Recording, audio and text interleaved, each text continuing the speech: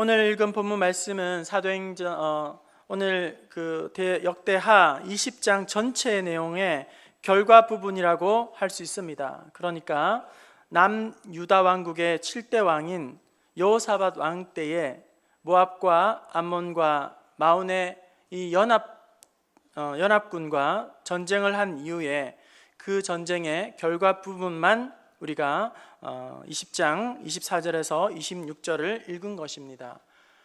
전쟁의 결과만 놓고 보면 엄청난 승리이고 완전한 승리입니다.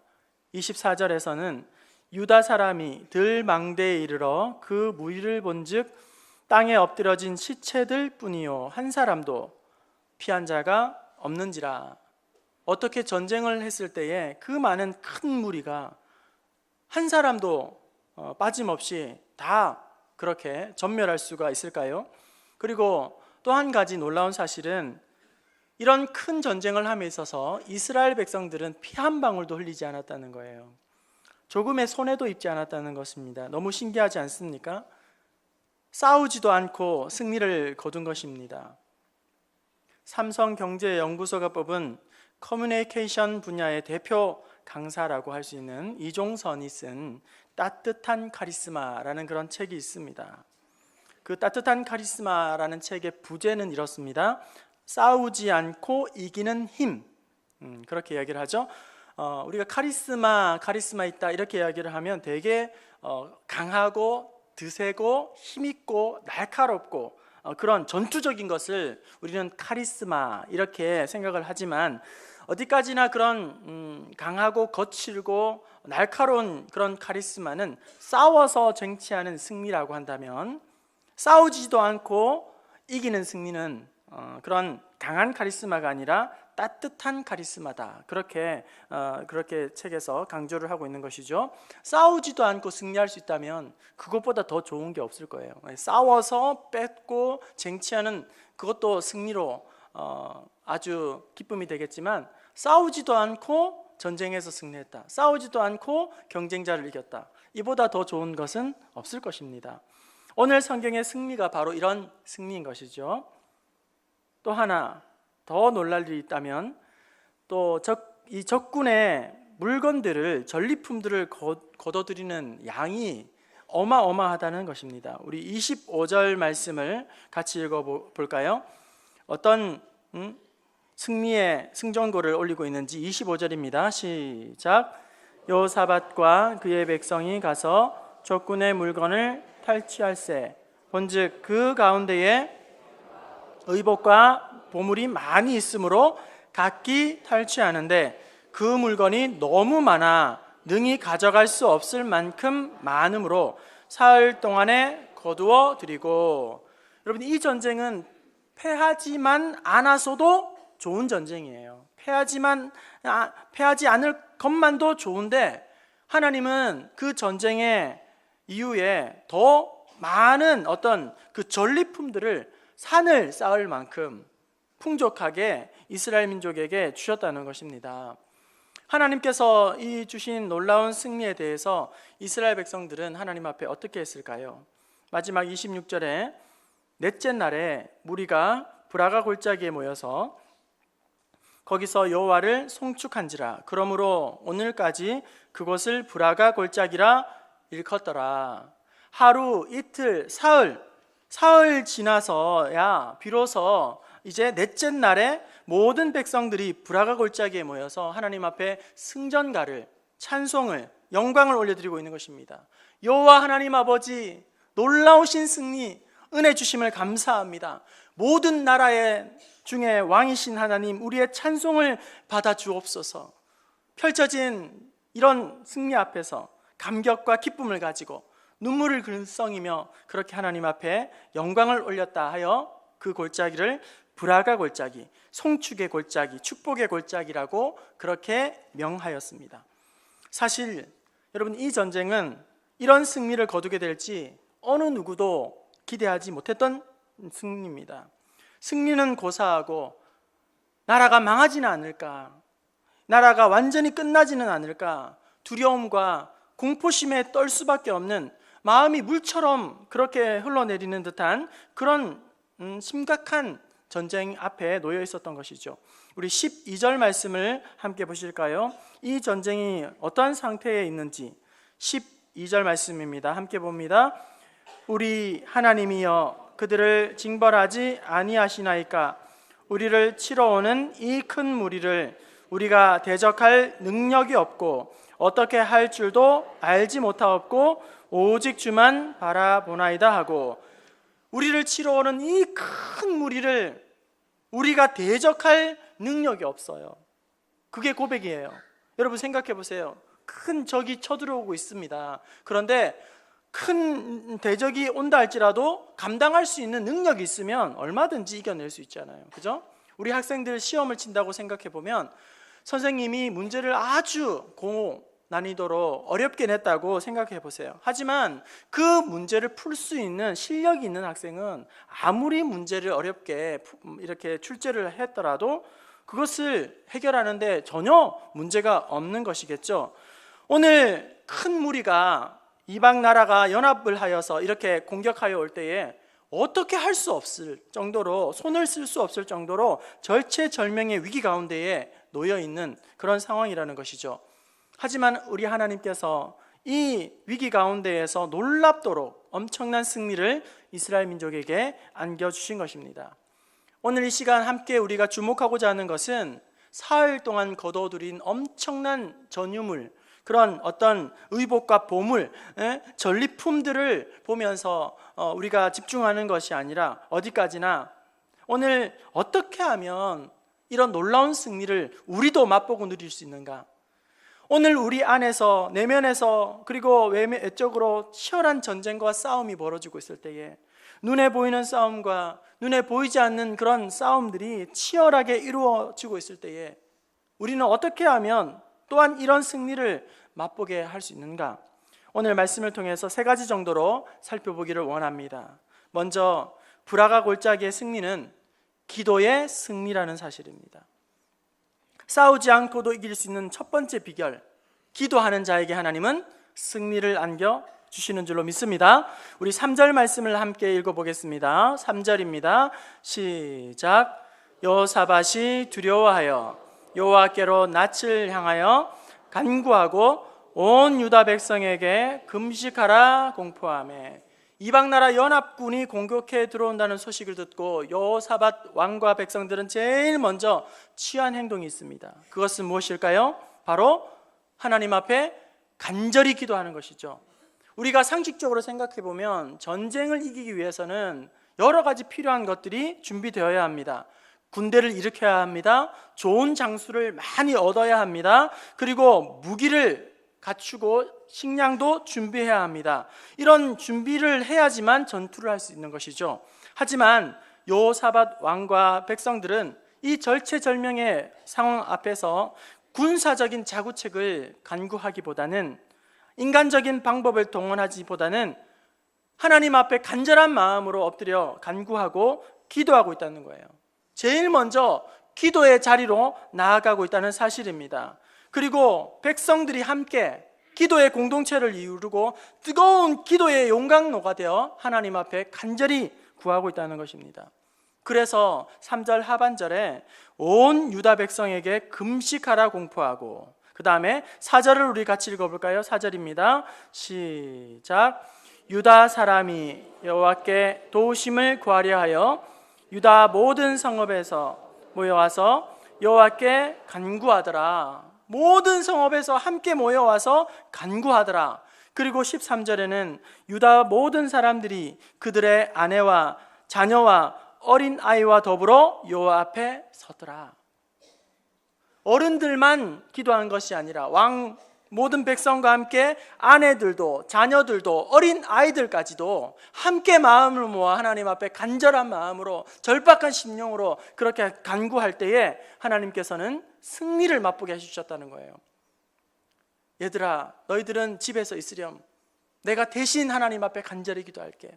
자녀들에게 너희들은 열심히 공부만 해. 엄마 아빠가 하나님 앞에 간절히 기도할게. 그렇게 차별하고 분리하고 구분해나면서 그렇게 하는 것이 아니라 어린 아이들 젖먹이에 이르기까지 하나님 앞에서 간절하게 기도할 때에 하나님은 그 모든 것 위에 은혜를 더해 주셨다는 거예요.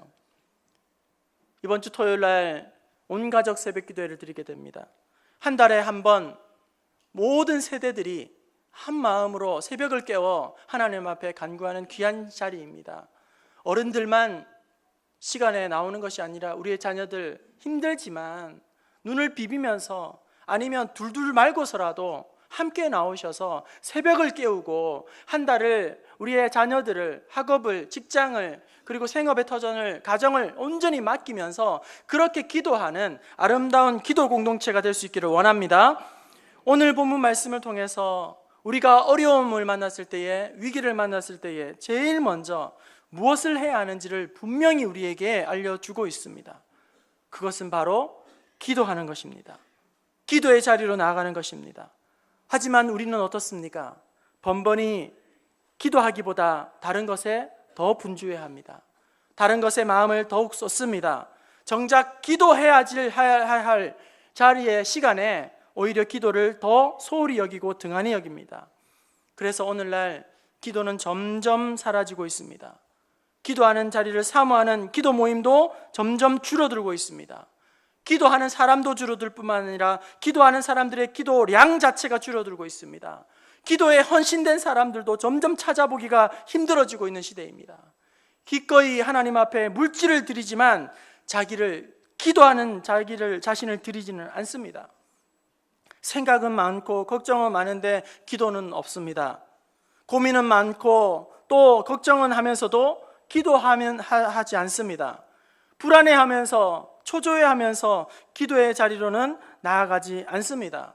오늘 우리의 모습은 아닙니까? 여러분, 보통 사람들은 고등 수학이 필요하지 않죠. 높은 고층 건물을 짓는 사람들이나 다리를 건설하는 사람들에게는 고등 수학이 절대적으로 필요한 것이죠. 마찬가지입니다. 그럭저럭 신앙생활 하는 데는 기도하지 않아도 됩니다. 그럭저럭 신앙생활 하는 데는 굳이 기도가 필요가 없는 것이죠. 하지만 제대로 신앙생활을 하기 위해서는 기도하지 않고는 안 된다는 것입니다. 여러 가지 시험과 유혹을 오늘 만날 때에 그런 유혹에 넘어지지 않기 위해서 깨어서 기도하지 않으면 안 된다는 거예요. 세상 사람들이 가는 그 넓은 길이 아니라 좁디 좁은 십자가의 길을 따라가기 위해서, 우리 주님을 닮아가기 위해서는 기도하지 않고는 결코 이 길을 따라갈 수가 없는 것입니다. 오늘 브라가 골짜기의 이 놀라운 승리는 바로 기도함으로 얻은 승리였던 것입니다. 12절, 우리가 대적할 능력이 없고 어떻게 할 줄도 알지 못하옵고 오직 주만 바라보나이다. 주님만 바라보고 주님만 의지하고 주님 앞에 온전히 메어 달릴 때에 하나님께서 놀라운 은혜와 승리를 주실 줄로 믿습니다. 위기를 만났을 때에 여러분 여기저기 기웃기웃거리는 만큼 여러분 더디 그 문제는 해결될 것입니다. 이 문제 저 문제 인간적인 방법을 다 간구하는 시간만큼 여러분 시간은 더욱 낭비되는 것일 것입니다. 다른 무엇을 하기 전에, 다른 무엇을 간구하기 전에 제일 먼저 하나님 앞에 간절히 엎드려 간구함으로 은혜와 회복을 경험하는 저와 여러분 될 수 있기를 바랍니다. 두 번째, 브라가 골짜기의 이 승리는 말씀에 대한 순종의 승리입니다. 싸우지 않고 이기는 두 번째 비결, 말씀에 순종하는 자에게 하나님은 승리를 주신다는 거예요. 왕과 온 백성들, 그리고 아내들과 자녀들과 어린 아이들까지 온 마음을 다하여 간절한 심령으로 하나님 앞에 간절히 기도하였습니다. 그때에 하나님은 하나님의 영이 레위 사람 야하시엘에게 임하게 됩니다. 야하시엘은 하나님의 말씀을 가감없이 남김없이 그대로 왕과 그리고 회중에게 대언하게 됩니다. 어떤 말을 대언했을까요? 우리 15절에 나오고 있습니다. 15절을 함께 읽어보겠습니다. 시작. 이르되 온 유다와 예루살렘 주민과 여호사밧 왕이여 들을지어다. 여호와께서 이같이 너희에게 말씀하시기를 너희는 이 큰 무리로 말미암아 두려워하거나 놀라지 말라. 이 전쟁은 너희에게 속한 것이 아니요 하나님께 속한 것이니라. 아멘. 여호와께서 이같이 너희에게 말씀하시니라. 이 전쟁은 너희에게 속한 것이 아니요 여호와 하나님께 속한 것이니라. 일반적으로 우리가 전쟁의 승패를 가르는 것은 앞서 살펴본 바대로 얼마나 군사력이 좋은가, 무기가 막강한가, 그리고 작전을 잘 대비하는가, 그런 것이 최우선 순위일 것입니다. 하지만 오늘 성경에 왕과 백성들은 하나님의 말씀을 붙들고 있습니다. 하나님의 말씀을 붙잡고 그 말씀 한가운데에서 순종하고 결단하는 것입니다. 오직 말씀을 붙잡고 순종할 때에 하나님께서 놀라운 승리를 그들에게 안겨주신 것입니다. 성도 여러분, 하나님은 지금도 동일하게 살아서 역사하시는 줄로 믿습니다. 우리 하나님은 과거에만 매이시는 분이 아닙니다.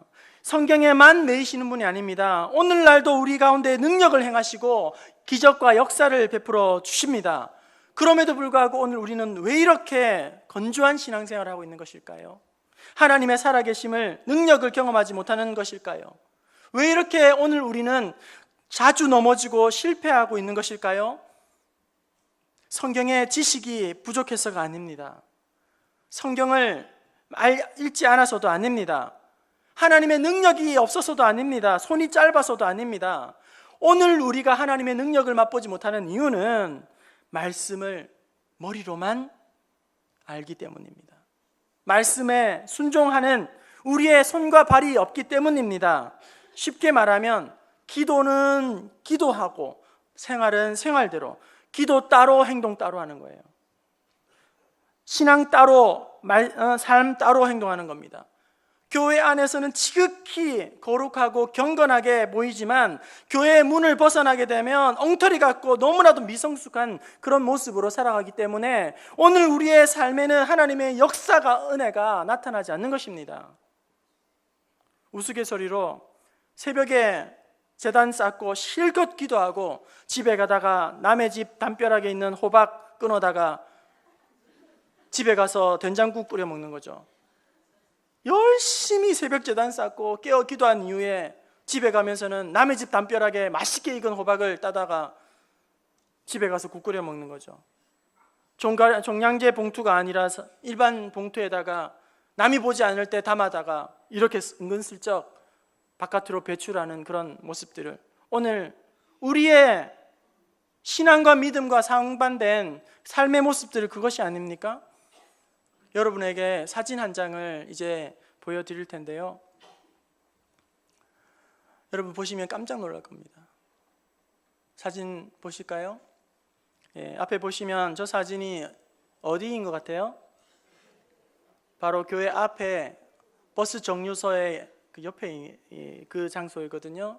보실지 모르겠습니다. 저기에 기쁨상, 은혜상, 감사상, 누가 봐도, 불신자가 봐도 부평중앙교회에서 버린 쓰레기예요.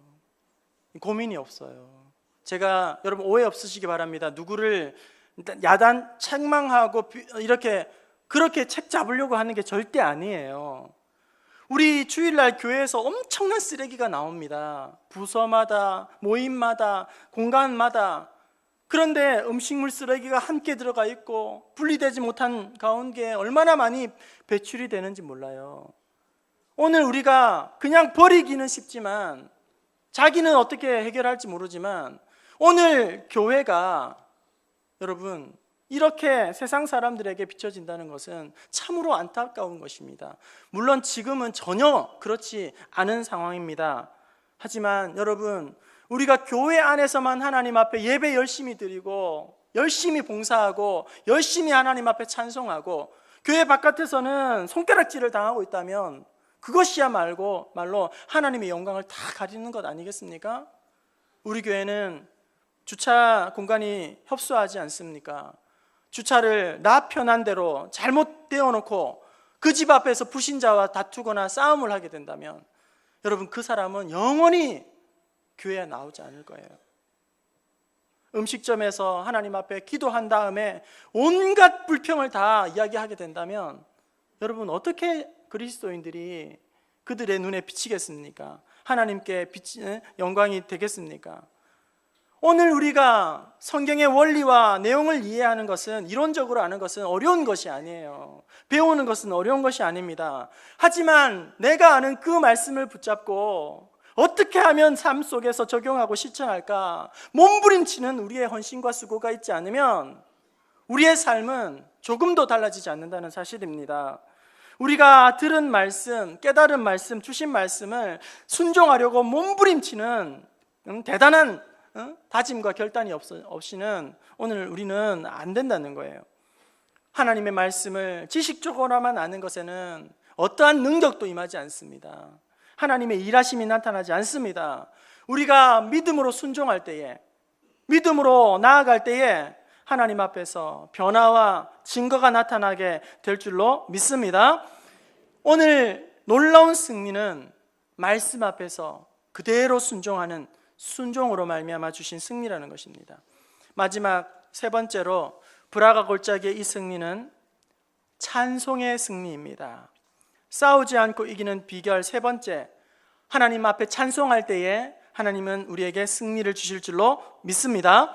여호사밧 왕은 이제 말씀에 순종하여서 군대를 전열을 가다듬게 됩니다. 왕이 한가운데에 서게 되고 오른쪽에는 군대를 이제 정비하여 배치하게 되고 왼쪽에는 노래하는 사람들을 배치하게 됩니다. 지금으로 말하면 우리 할렐루야 찬양대, 호산나 찬양대, 루디아 글로리아 찬양대를 함께 연합 찬양대를 꾸려서 이제 노래하는 사람들에게 아름다운 예복을 입히고 그렇게 세우게 되는 것이죠. 군대를 세우고 찬양대를 세운 다음에 왕은 참으로 바보 같은 명령을 내립니다. 이상한 명령을 내립니다. 노래하는 사람들로 하여금 군대 앞으로 나가도록 그렇게 이야기합니다. 참 이상하죠?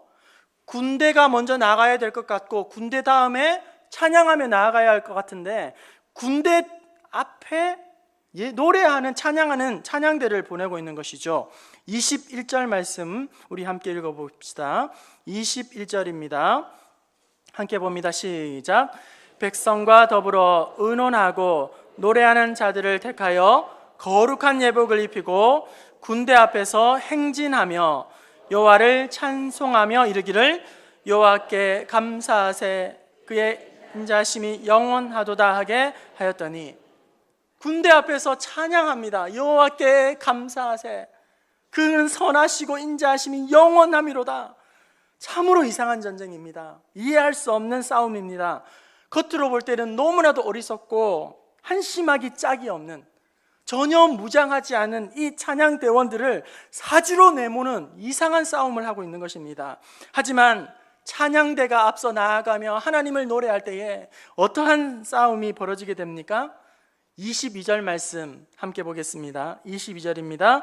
시작. 그 노래와 찬송이 시작될 때에 여호와께서 복병을 두어 유다를 치러 온 암몬 자손과 모압과 세일산 주민들을 치게 하심으로 그들이 패하였으니 찬양하며 나아갈 때에 찬양이 시작될 때에 하나님께서 복병을 일으키시고 또한 그 가운데에서 서로를 싸우게 만드셔서 그들이 전멸하도록 만드셨다는 거예요. 지리멸렬하도록 만드셨다는 거예요.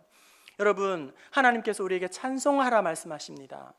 우리가 찬송하는 것은 그저 하나님이 우리의 마음에 평안을 주시려고 그냥 찬양하면 은혜가 되기 때문에 기쁨이 되기 때문에 여러분 찬송은 그 정도의 은혜가 아니라 찬양한 가운데 하나님이 역사하시는 줄로 믿습니다. 찬양을 할 때 하나님이 능력을 베풀어 주신 줄로 믿습니다. 찬양할 때 우리의 마음을 치료하시고 우리의 연약한 육신도 회복시켜 주실 줄로 믿습니다.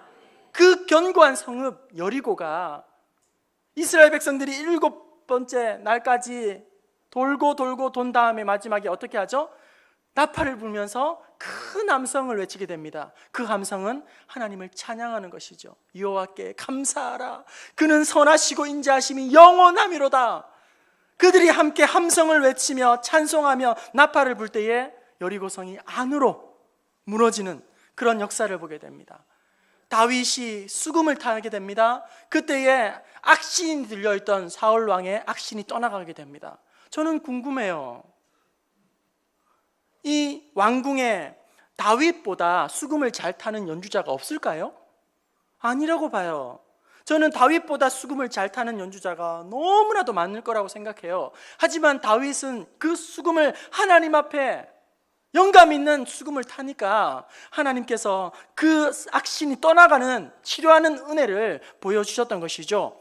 바울과 실라가 빌립보 감옥에 갇히게 됩니다. 잠시 후에 옥문이 열려지는 역사를 경험하게 됩니다. 어떨 때 그런 일이 벌어지죠? 바울과 실라가 감옥에서 기도하고 찬송할 때에 하나님은 우리 가운데 임재하시고, 찬송 한가운데에서 하나님의 능력을 베풀어 주시고, 찬송하는 한가운데에서 우리에게 승리를 주실 줄로 믿습니다. 저는 찬양하면서 은혜를 너무 많이 받은 사람이에요. 저는 찬양을 하면서 은혜를 다 받는 사람입니다. 찬양하는 가운데에서 저는 너무 많은 상처를 치유받았고, 깨어진 관계가 회복되었고, 그리고 찬양하면서 제 연약함도 많이 회복된 사람이에요. 찬양에는 은혜가 있습니다. 능력이 있습니다. 성도 여러분, 오후 예배 시간에 좀 더 일찍 예배 자리를 채우셨으면 좋겠어요. 찬양 인도하신 우리 전사님이 찬양을 함께 부르고 싶어도 예배실이 채워지지 않기 때문에 그냥 선곡을 5곡 하고도 4곡 하고 끝내버리고, 다 부르지 못하고 마쳐버리고, 어디에 있든지 여러분 내가 정한 시간에 그렇게 예배실로 나오지 마시고 사모하는 심령으로 더 빨리, 그리고 찬양할 때에 가사 한 절 한 절 마음속에 새기면서 붙들면서 그 고백이 하나님 앞에 곡조 있는 기도가 되어서 하나님 앞에 올려드릴 수 있기를 바랍니다.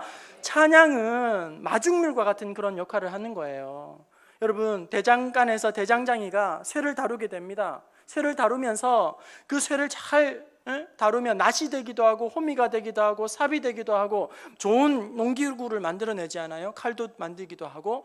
그런데 어느 대장장이도 차가운 쇠를 두드리는 바보는 없다는 거예요. 쇠를 잘 달구어서 부들부들해지면 그 쇠를 이렇게 다루어서 이제 좋은 농기구를 만들게 되는 것처럼, 우리가 하나님 앞에 뜨겁게 찬송할 때에 얼어붙었던 우리의 심령이, 딱딱하게 굳어버렸던 우리의 마음이, 우리의 마음속에 그 딱딱한 심령의 밭이 이제 기경되어지고 또 하나님의 말씀을 받기에 합당한 은혜로 준비되어지고 예비되어지게 되는 것입니다. 찬양하는 그것을 여러분 그냥 예배 이후의 것으로 여기지 마시고, 찬양하는 것 그 자체가 하나님 앞에 드리는 아름다운 산 제사가 된다는 사실을 기억하시면서 더욱 찬양의 시간을 사모하는 저와 여러분 될 수 있기를 바랍니다. 어느 모임에 갔더니만 반주자만 바뀌어도 예배가 바뀐다 그래요. 여러분, 이 말을 이해할 수 있는지 모르겠어요. 무슨 말인지. 반주자만 바뀌어도 예배가 달라진다, 예배가 바뀐다. 여러분, 저는 이 의미를 너무나도 잘 아는 사람이에요. 또 혹시 오해하지 마시기 바랍니다. 반주자들이 잘 하고 있어요. 저는 너무 감사하게 생각합니다. 늘 기도합니다. 우리 찬양대 연주자들, 반주하시는 분들, 하나님 그냥 재능 봉사만 하지 않게 하시고, 기능적으로만 연주하지 않게 하시고, 일로 그냥 연주하지 않게 하시고, 정말 하나님 기도하는 마음으로 뒷꼭지만 봐도 은혜가 되게 하옵소서. 별 볼 일 없는 설교 10편보다 때로는 영감 있는 찬양 한 곡에 하나님이 더 은혜를 주셔요.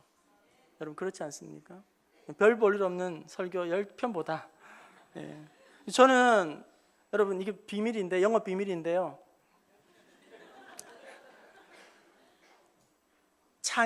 찬양이 제 설교에도 영향을 미친다는 걸 아시는지 모르겠어요. 똑같은 설교의 원교예요. 그런데 찬양하면서 제 마음이, 은혜가, 제 안의 영성이 또 달라져요. 그런 은혜가 있어요. 그렇습니다. 여러분, 전심으로 하나님 앞에 찬양하십시오. 찬양할 때에 하나님이 일하십니다. 찬양할 때 하나님 우리를 회복시킵니다. 하나님 앞에 찬양할 때에 하나님은 역사하십니다. 우리를 뜨겁게 하십니다.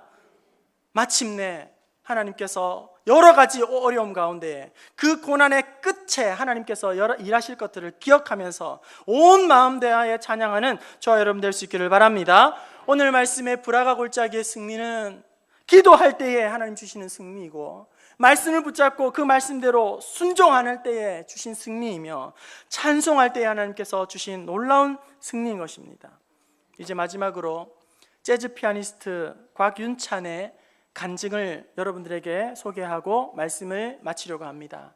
I am Melody라는 책에서 곽윤찬은 이렇게 간증하였습니다. 재즈 피아니스트인 나는 아내가 아들 서원이를 임신하였을 때에 주의 영광 이곳에 가득해 라는 찬양을 수도 없이 들려주었다. 이 곡을 많이 들려준 이유가 있다. 임신 5개월 정도 되었을 때에 담당 의사는 태아의 뇌실, 그러니까 뇌 속에 물로 이루어진 그런 공간이 있는데 그 뇌실이 너무 크기 때문에 아이가 정상으로 태어날 확률이 극히 희박하다고 의사가 경고했다. 엄청난 충격이었다. 몇 년을 기다려 어렵게 생긴 아이라 계속 안 좋은 일만 생각 들었다. 의사는 한 달 후에 정밀 검사를 하자고 제안했지만 안색이 영 좋아 보이지 않았다. 이 말을 들은 며칠 후 미국 보스턴의 공연 때문에 비행기를 탔는데 아무리 참으려고 해도 주체할 수 없는 눈물이 하염없이 흘러내렸다. 오직 주의 영광 이곳에 가득해 라는 가사를 멀리 떨어져 있는 태중의 아이를 향하여 주의 영광 그곳에 가득해, 주의 영광 그곳에 가득해 가사를 바꾸어서 부르고 또 불렀다. 뉴욕 맨하탄에 도착해서 렌터카를 타고 보스턴으로 이동하는 220마일을 가는 내내 그 곡을 한 300번은 더 부른 것 같다. 공연을 끝내고 한국에 돌아와서 우리 가족이 살기로 예정되어 있던 집을 하루도 빠짐없이 한 바퀴씩 돌아가며 그 노래를 불렀다. 드디어 한 달이 지나 병원을 찾았다. 아내는 긴 시간 동안 정밀 검사를 받았다. 잠시 후에 한없이 울면서 검사실을 나온 아내는 나에게 이렇게 말했다. 여보, 정상으로 돌아왔대. 여보, 우리 아이가 정상이래. 아내는 너무 감격해서 눈물을 흘린 것이다. 북받쳐 오르는 감사를 나는 어떻게 표현했을까? 나는 또 그 곡을 불렀다. 주의 영광 이곳에 가득해 찬송하며 나는 나아가리. 주님의 놀라우신 은혜에, 한량없는 은혜에 영광의 찬송을 올려드렸다. 오늘 우리가 이런 찬양하기 원합니다. 이런 고백으로 하나님 앞에 나아가기를 원합니다. 찬송할 때에 막막했던 것들이 해결되어지고 하나님께서 만지시는 은혜를 맛보게 하실 줄로 믿습니다.